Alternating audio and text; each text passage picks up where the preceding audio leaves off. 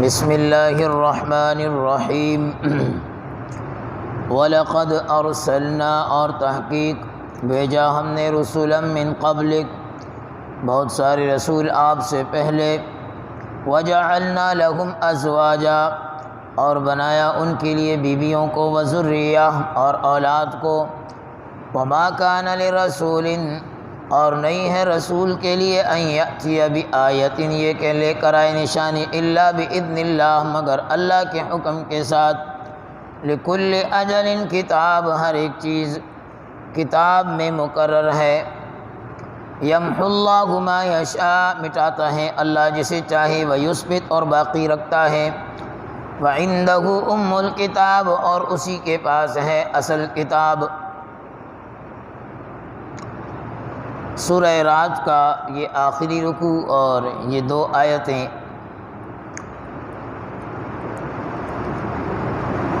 کفار اور مشرکین ان کی یہ عادت تھی انبیاء علیہم الصلوات والتسلیمات انہیں پریشان کرنا، اور یہی حال جناب نبی کریم صلی اللہ علیہ وسلم کے دور میں کفار اور مشرکین کی بھی تھی، مختلف طریقوں سے پریشان کرنا، آقا علیہ السلام کا تمسخر کرنا، مذاق اڑانا، ٹھٹا کرنا۔ آپ علیہ السلام کی نبوت کے منکر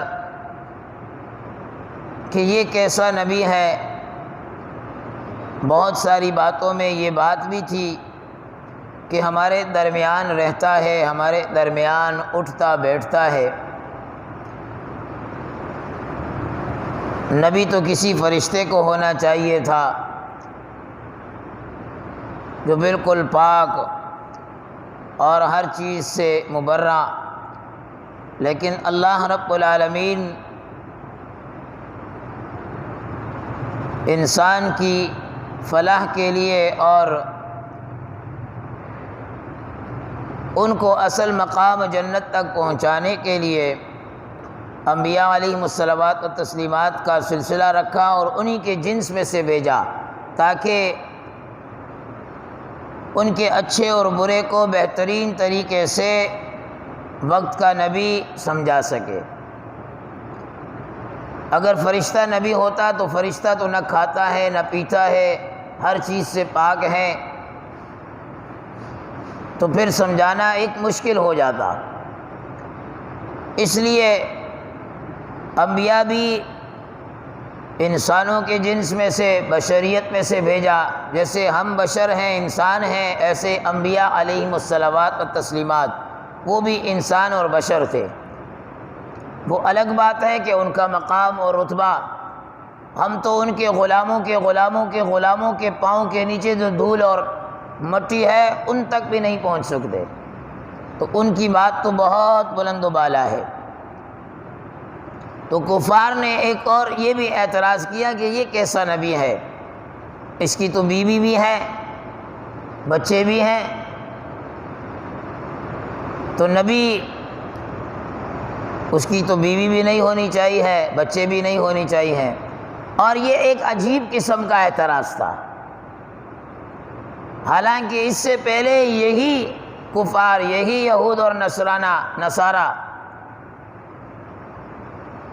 بہت سارے انبیاء کو مانتے بھی تھے۔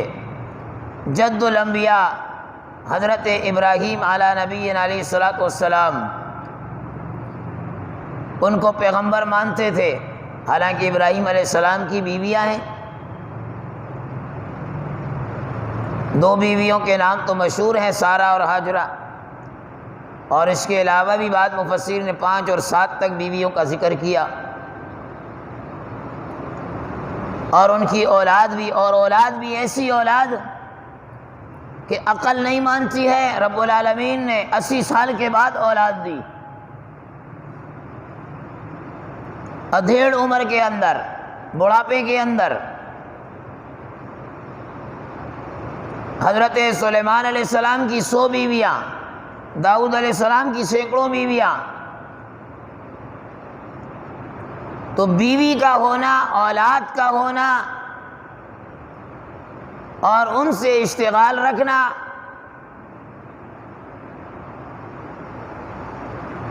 یہ نبی کے کمال کے منافی نہیں ہے، بلکہ بیوی اور اولاد کا ہونا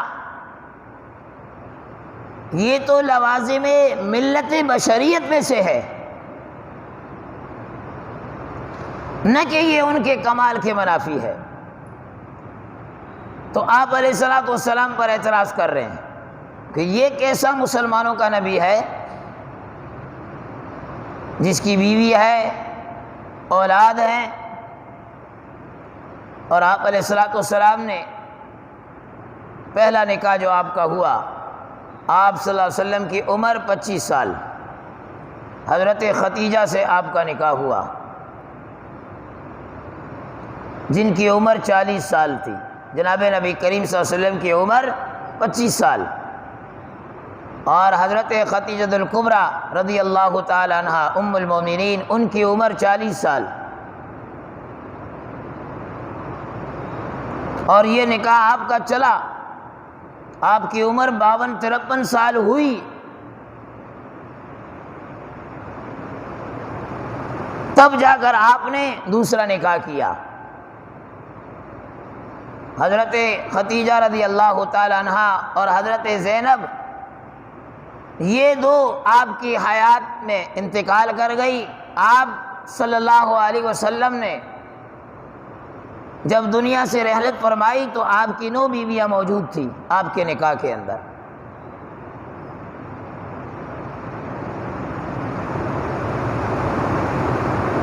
تو یہ اعتراض کرنا کہ نبی نے معاذ اللہ اپنے شوق کے لیے نکاح کیے اتنے سارے، یہ فضول عبث بات ہے۔ اب آپ دیکھیں، آپ صلی اللہ علیہ وسلم عمر 25 سال اور آپ کی بیوی زوجہ حضرت ختیجہ الکبریٰ کی عمر 40 سال، حالانکہ ہمارے دستور معاشرے میں ہم جو ایک آج کی دور کی پیداوار ہیں، اور نبی کی عقل وہ تو کامل عقل ہوتی ہے، ہماری کیا عقلیں ہیں، ہم بھی اپنی عقل کو ترجیح دیتے ہیں، اور اگر اپنے کسی عزیز بھائی بیٹے رشتہ دار کا نکاح کرتے ہیں، لڑکی کی عمر کم ہو لڑکے کی زیادہ ہو ایسا رشتہ تلاش کرتے ہیں، اور پھر آپ صلی اللہ علیہ وسلم 53 سال کے بعد اب آپ کی کیا خواہشات باقی رہیں گے؟ تو آپ علیہ الصلوۃ والسلام نے جو نکاح کیے اور مختلف خاندانوں میں نکاح کیے، وہ ہم تک دین پہنچانے کے لیے۔ قرآن کریم کہتا ہے وَاذْكُرْنَ مَا يُتْلَىٰ فِي بُيُوتِكُنَّ مِنْ آیَاتِ اللَّهِ وَالْحِکْمَةِ، کہ اے ازواج مطہرات، اللہ تعالیٰ کی آیات اور حکمت جو تمہارے اوپر تمہارے گھروں پر نازل کی گئی ان کا چرچا کرو، انہیں عام کرو۔ آپ علیہ الصلوۃ والسلام باہر کی زندگی تو ہمارے سامنے رکھ دی، لیکن آپ کے گھر کی زندگی، بیوی کے ساتھ کیسا تعلق، بچی کے ساتھ کیسا تعلق، ماں کے ساتھ کیسا تعلق، یہ سارے تعلقات ہمیں آپ علیہ الصلوۃ والسلام کے گھر سے ملے۔ کئی ساری روایات آپ علیہ الصلوۃ والسلام کی ازواج مطہرات سے ثابت ہے۔ تو یہ کہنا کہ یہ کیسا نبی، اس کی تو بیوی ہے، ایک عبث بات ہے، فضول بات ہے۔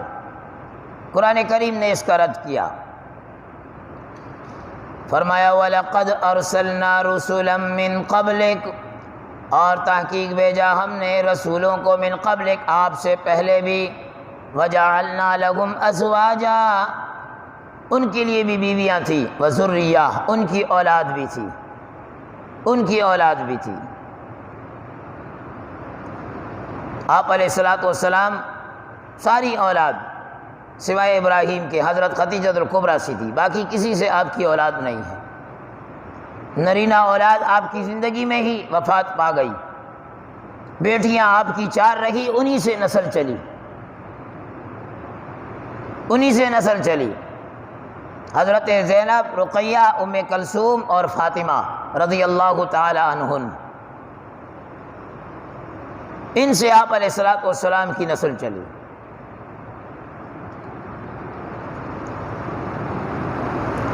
آگے فرمایا وَمَا كَانَ لِرَسُولٍ أَن يَأْتِيَ بِآيَةٍ إِلَّا بِإِذْنِ اللَّهِ، اور نہیں ہے رسول کے لیے یہ کہ وہ لے کر آئے کوئی نشانی مگر اللہ کے حکم کے ساتھ۔ کفار کی عادت تھی اور یہ ضد اور عناد کی وجہ سے اپنے من چاہے باتوں کو انبیاء علیہم الصلوات و تسلیمات کے سامنے رکھ کر کہ بھئی یہ اس طرح ہو جائے، یہ کام اس طرح ہو جائے۔ کفار کی بھی یہی عادت تھی۔ سورہ یونس میں ہم پیچھے پڑ گئے، آ کر کہنے لگے ائت بقرآن غیر ھذا او بدل۔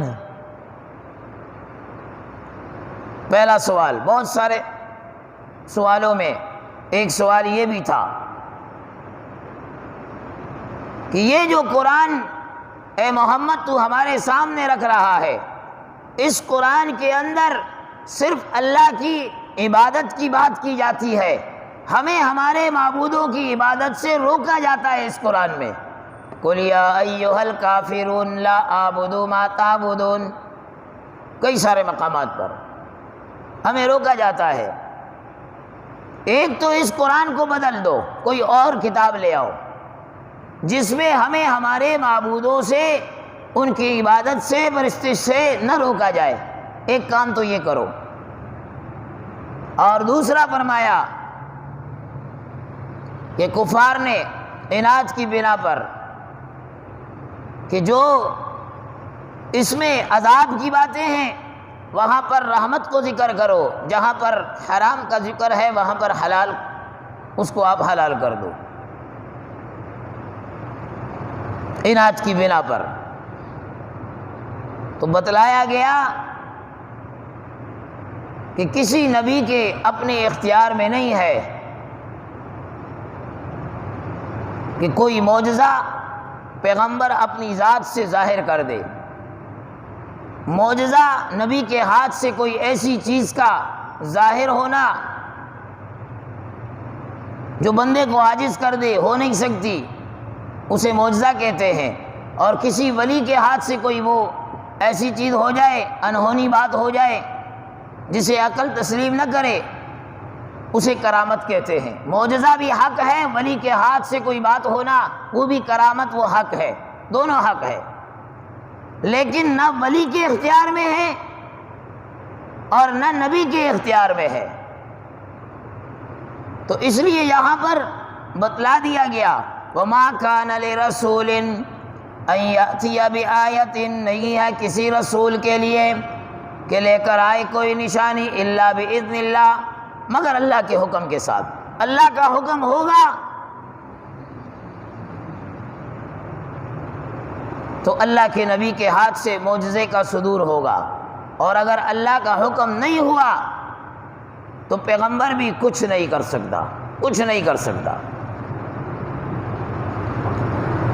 لِكُلِّ أَجَلٍ کتاب، اور یہ سب کچھ اجل، وقت مقررہ، معینہ، یہ سب کچھ کتاب میں موجود ہے، سب چیزیں موجود ہے۔ فرمایا یمحو اللہ ما یشاء ویثبت، اللہ تعالیٰ مٹاتا ہے جس کو چاہے اور باقی رکھتا ہے جس کو چاہے۔ ساری کی باتیں کتاب میں، لوح محفوظ میں موجود ہیں۔ اللہ تعالیٰ جس کو چاہے مٹاتا ہے اور جس کو چاہے باقی رکھتا ہے، یہ اللہ کی مشیت ہے، اللہ کا ارادہ ہے۔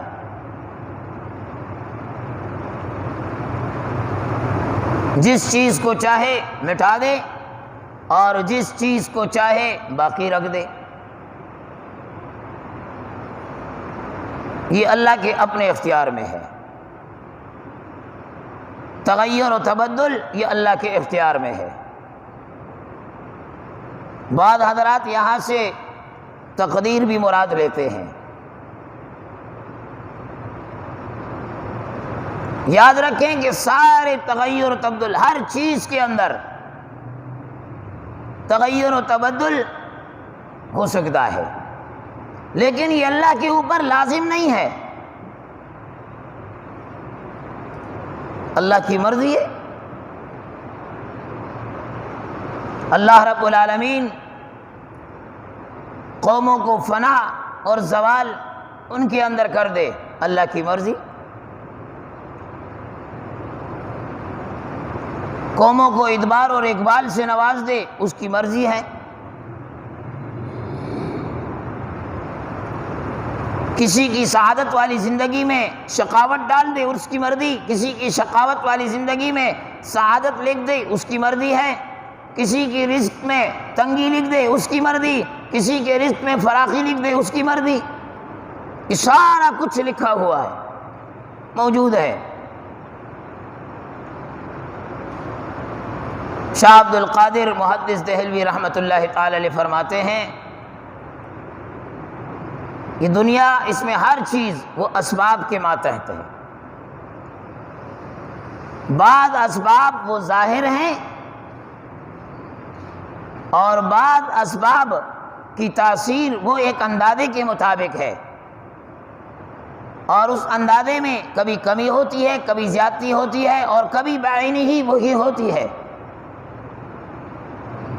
کبھی کمی، کبھی زیادتی، کبھی بعینی ہی وہی ہوتی ہے۔ آپ دیکھیں کہ بعض دفعہ معمولی کنکر کسی کو مارے وہ آدمی مر جاتا ہے، بعض دفعہ گولی لگنے سے بھی نہیں مرتا۔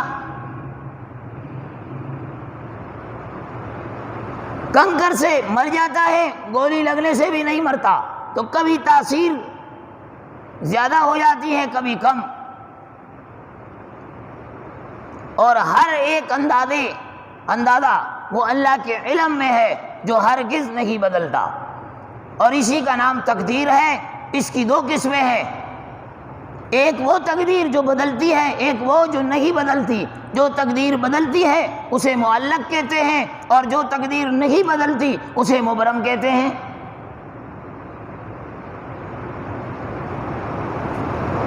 اور بعض ایسے ہیں چیزیں، عبادات، جن کی وجہ سے اللہ تبارک و تعالی بدل دیتے ہیں۔